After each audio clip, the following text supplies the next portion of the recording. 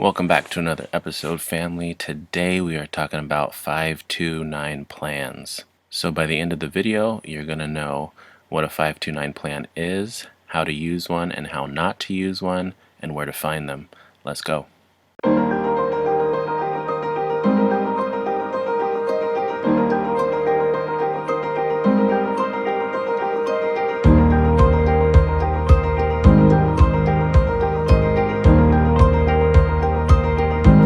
So, before we had our 529 plan, I didn't know where to go at all. So of course I Googled it, and this beautiful site came up, savingforcollege.com. I'm going to put all these links in the description, so don't worry about that.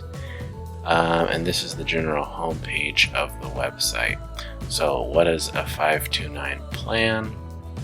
It's basically a nice tax-sheltered space to have your kids' college savings at. So one of the things that I was looking for, I wanted to be able to choose the investments, and I also wanted to give somebody a particular code. Friends, family, grandparents, all those people could just donate or contribute to the fund whenever they wanted. One of the beautiful things about this website is if you're trying to find a specific plan, you're just going to be filtering out whatever you don't want. There are some program types where you're just saving money, and then when your child is ready to go off to college, you put that money towards tuition.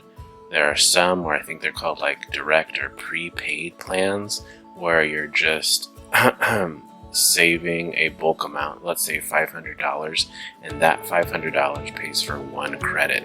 So each time you buy into the plan, you're buying a future credit, so you don't have to worry about inflation. The way that this website rates how good the plan is, and it takes into consideration ease of use, fees associated with it, residential, you can see here resident versus non-resident, all that good stuff, and they put it in these caps. So basically, if you have 5 caps, it's one of the best plans out there.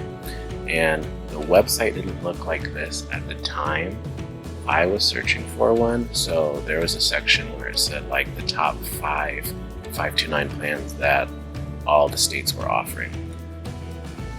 And I picked from one of those because it had met my criteria, anybody could contribute to it, and it had 5 caps.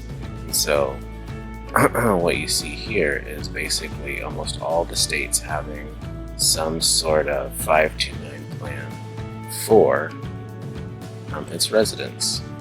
And so we live in Washington, and at the time Washington was only offering that GET program, and that GET program was what I was talking about is a prepaid plan.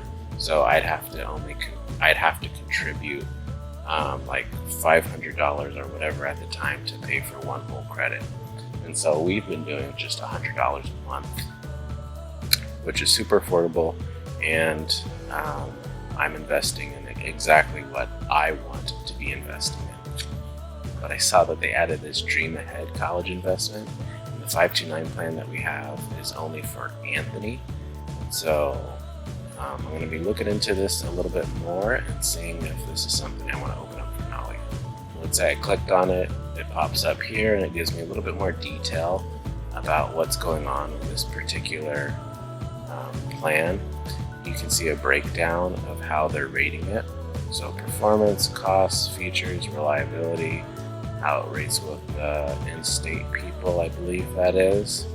And then what I really care about right here is my investment options. So these investment options are going to be based upon when the child is ready to graduate, I believe.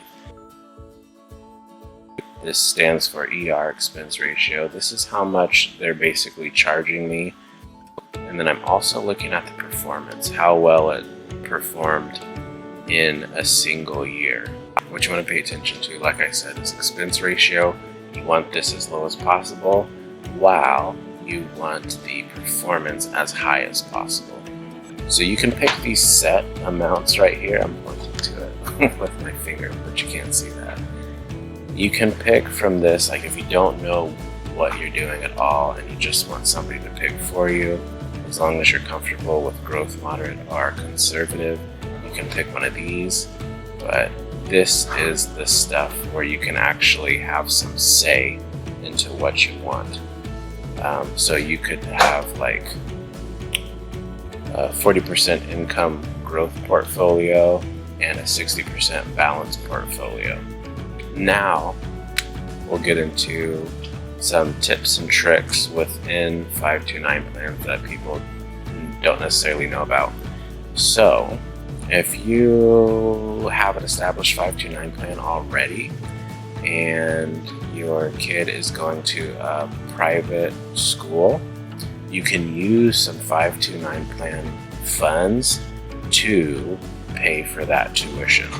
So like Anthony went into a Montessori school 1 year and it was higher in tuition than we were paying at his previous school.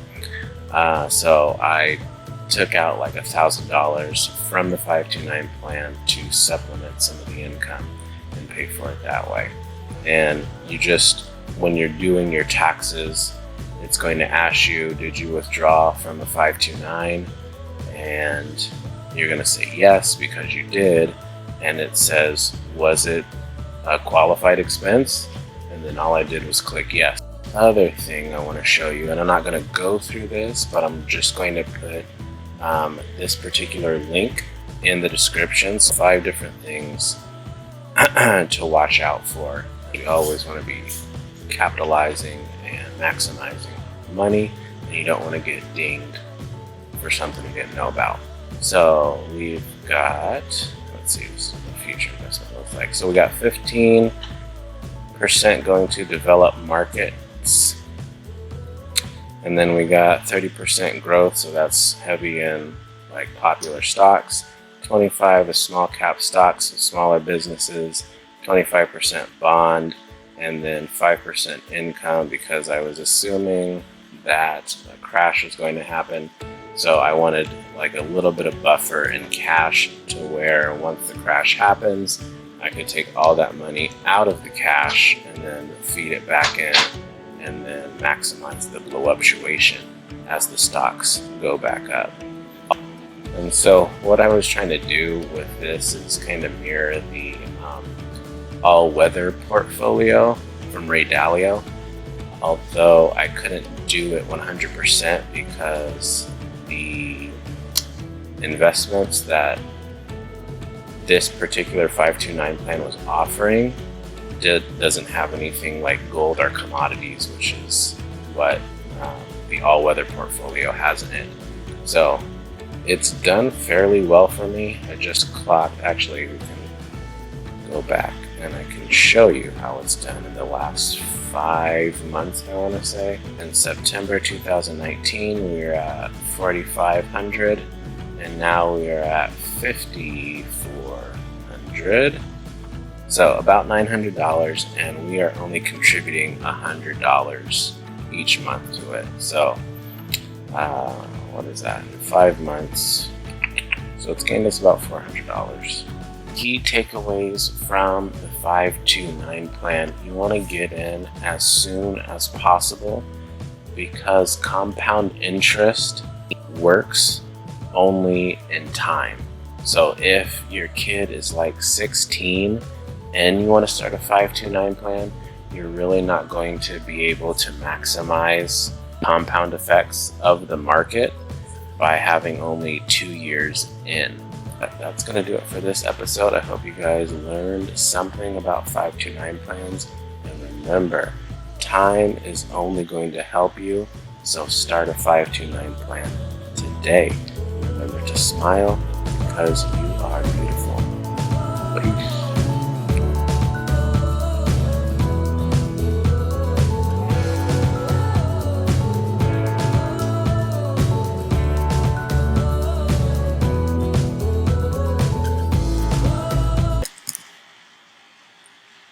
Those are my avocados. That looks like a really nice little snack. excited. I'm really happy for you. Let's just be real.